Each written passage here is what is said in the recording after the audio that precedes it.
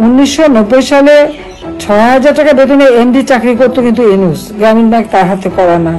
কিন্তু সারা বিশ্বব্যাপী মিথ্যা কথা বলে এমন একটা ভাব যে এটা তিনিই তৈরি করেছেন। আজকে তার সম্পদের পাহাড় শুধু বাংলাদেশে না, দেশে বিদেশে।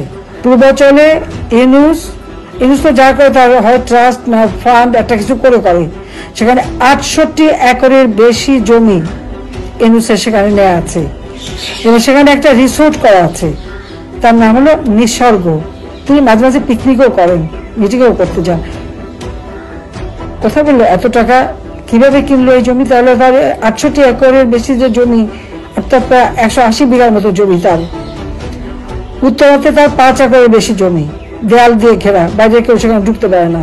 গ্রামীণ ব্যাংকের যে লভ্যাংশ সেটাও কিন্তু গ্রামীণ ব্যাংকে যায় না।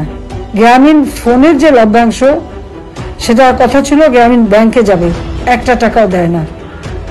শ্রমিকের অর্থ আত্মসাৎ করেছে, শ্রমিকরা মামলা করেছে, শ্রমিক আদালতে সাজাপ্রাপ্ত আসামি হচ্ছে ইউনূস। শুধু তাই না, গ্রামীণ ব্যাংকের সমস্ত টাকা সরিয়ে গ্রামীণ কল্যাণ নামে একটা ফান্ড করে সেখানে সেই টাকা রাখা। আবার গ্রামীণ কল্যাণ ফান্ড থেকে টাকা দেওয়া হয় গ্রামীণ ব্যাংকের 2% সুদে। অত টাকা কিন্তু গ্রামীণ ব্যাংকের। সেবার নাম করে গ্রামীণ মানুষকে সেবা দেবে এই নাম করে সারা বাংলাদেশের বিভিন্ন এলাকায় 6,000 কোটি টাকা জমি ক্রয় করেছে। কটা মানুষকে স্বাস্থ্যসেবা দিয়েছে, কটা মানুষের সেবা দিয়েছে? সেবা দিয়েছে আমরা কমিউনিটি ক্লিনিক করে জনগণের দুর্গায় স্বাস্থ্যসেবা পৌঁছে দিয়েছি। 30 প্রকার ঔষধ আমরা বিনামূল্যে দিচ্ছি। এখন আমরা শুনছি যে সেই জমিটাকে বিক্রি করবে, কারণ সে টাকা পাচার করবে। গ্রামীণ টেলিকম নামক একটা কোম্পানি সেই টাকা গ্রামীণ টেলিকম ট্রাস্ট নামে একটা ফান্ড করে সেখানে রাখা থাকে। এই টাকা থেকে গরিব মানুষকে কোনোদিন কোনো রকম সাহায্য করা হয়নি। অথচ আমার কাছে যখন গ্রামীণ ফোনের ব্যবসা চেয়েছিল তো এটাই বলেছিল যে সে এই টাকা গ্রামীণ ব্যাংকে দেবে এবং এখান থেকে দরিদ্র মানুষকে সে সাহায্য করবে, তাদেরকে টাকা দেবে। আর ওই গ্রামীণ ফোন গ্রামের মেয়েরা ব্যবহার করে টাকা কামাই করবে। তারা কি কোনো ব্যবহার করতে পেরেছে? পারে নাই, তাদের কিছু দেওয়া নেই। কারণ গ্রামীণ ব্যাংকে দেশি বিদেশি যারাই টাকা দিয়েছে সব টাকা দিয়ে সে কি করেছে, সেখানে একটা কোম্পানি খুলেছে। কিন্তু তার একটা কোম্পানিও কিন্তু কোনোদিন লাভের মুখ দেখে না। একটা কোম্পানি কিন্তু লাভ নাই।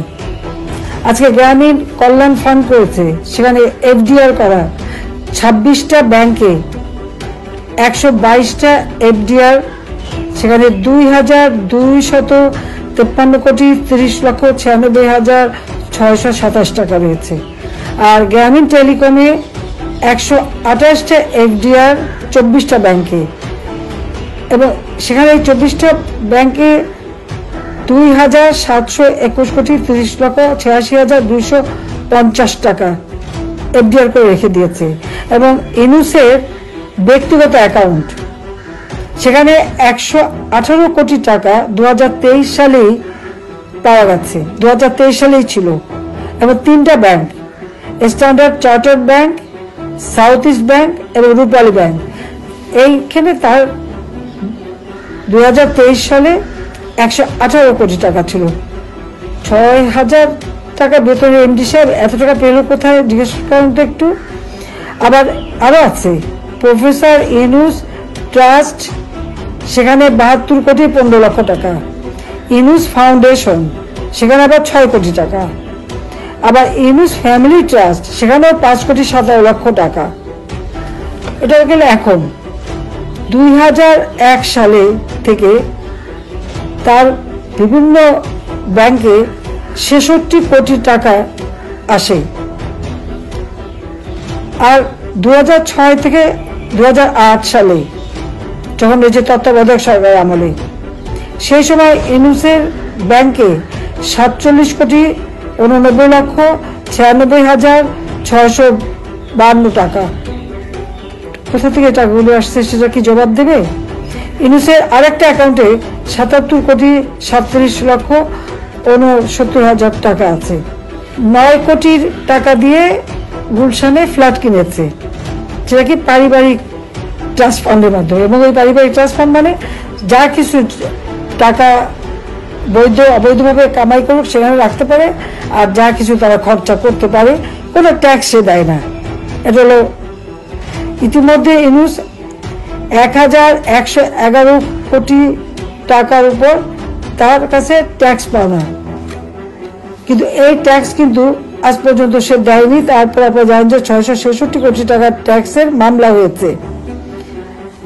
এই আগস্ট মাসের 6 তারিখে সেই মামলা রায় দেওয়ার কথা, তখনই সে এই গোলমাল বাঁধিয়ে বিদেশি মদদ নিয়ে দেশের ভিতরে সকলকে একটা ধোঁকাবাজি দিয়ে ক্ষমতা দখল করলো। ক্ষমতা যে বসলো, ক্ষমতা বসে তার বিরুদ্ধে যত মামলা সব মামলা টামলা প্রত্যাহার করে নিল। এখন তো আরো খবর পাওয়া যায় ইউনূস এবং তার সাঙ্গপাঙ্গরা এই সমস্ত অর্থ, আমি 7,97,000 কোটি টাকা বাজেট দিয়ে আসছি। আমার সামাজিক নিরাপত্তা 116টা প্রজেক্ট, বয়স্ক ভাতা, বিধবা ভাতা, প্রতিবন্ধী ভাতা, এমনকি মুক্তিযোদ্ধাদের ভাতা সব বাতিল দিচ্ছে না। এই টাকাগুলি কোথায় গেল? আমরা বাংলাদেশে ছাত্রছাত্রীদের আমরা বৃত্তি দিই, উপবৃত্তি দিই এবং উচ্চশিক্ষা বৃত্তি দিই, সে টাকা বন্ধ। 1 কোটি পারিবারিক কার্ড করলাম টিসিবির মাধ্যমে, যাতে করে 30 টাকা কেজি চাল এবং অল্প দামে ডাল, তেল, চিনি কিনতে পারে, সেই ব্যবস্থা আমরা করেছি। সেখান থেকে প্রায় 43 লাখ কার্ড বাতিল। তো ওই টাকাগুলি কোথায় গেল? আর এখনো সে টাকা কোনো হিসাবই নাই, আর মানুষ আজকে হাহাকার করে বেড়াচ্ছে।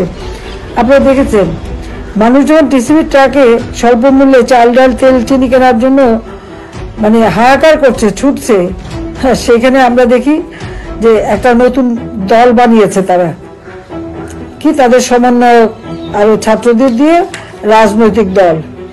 সেই দল আবার হোটেল ইন্টারকন্টিনেন্টালে ইফতার পার্টি দিল, সেখানে 1300 লোকের দাওয়াত, এক প্লেট ইফতারের দাম 12,500 টাকা করে, প্রায় 2 কোটির কাছাকাছি টাকা তারা খরচাই করলো এক ইফতার পার্টিতে। যে পার্টিটা কেবল তৈরি হলো, এই পার্টি এত টাকা কোথা থেকে পেল? তার জবাব দেবে?